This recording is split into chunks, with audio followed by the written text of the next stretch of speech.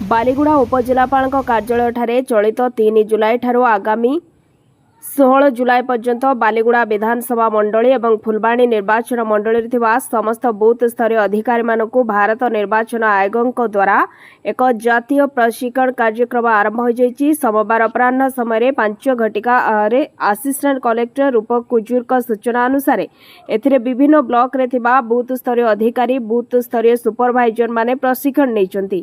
ए शिविर को अतिरिक्त निर्वाचन अधिकारी तथा निर्वाचन पंजीकरण अधिकारी श्रीयुक्त कुशल चंद्र नायक एवं बालीगुड़ा उपजिलापाल तथा बालीगुड़ा निर्वाचन मंडलीर पंजीकरण अधिकारी आईएएस डॉक्टर रीना प्रधान उद्घाटन करथिले। कटेगढ़ तुमुड़ीबंध बालीगुड़ा कनवागाँ दारिंगबाड़ी जी उदयगिरी टिकाबाली रायका ब्लॉक वीडियो माने तालीम देइछंती। सोमवार दिन बालीगुड़ार असिस्टेंट कलेक्टर रूपक कुजूर तालीम देइतबा नै सूचना मिलिछि।